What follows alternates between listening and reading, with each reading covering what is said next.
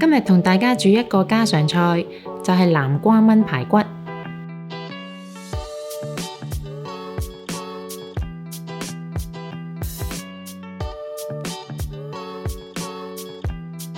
將排骨洗乾淨，擎乾水，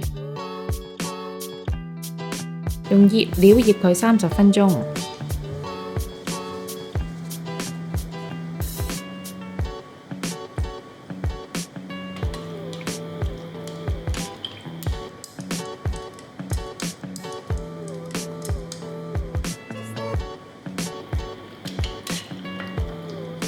南瓜洗乾淨之後，去咗啲核切件。平時大家都會切走啲皮，今次我哋會留返啲皮一齊煮，因為其實南瓜皮係好有營養。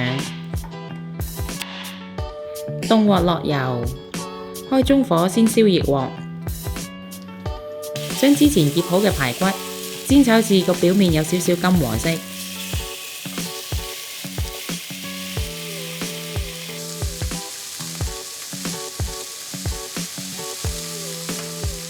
加蒜蓉豆豉醬爆香，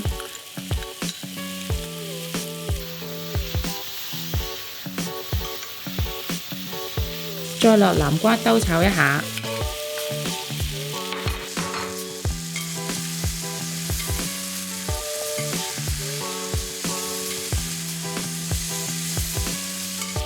加適量嘅水。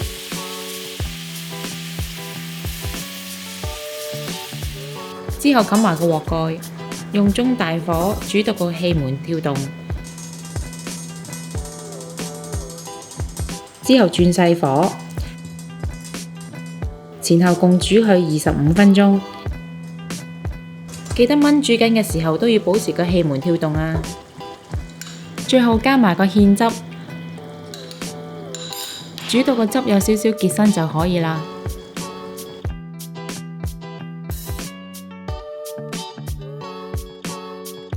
鍾意我哋條影片嘅朋友可以 Like、Subscribe、Share， 同埋記得撳着個鐘仔，可以第一時間收到我哋嘅最新資訊同埋影片。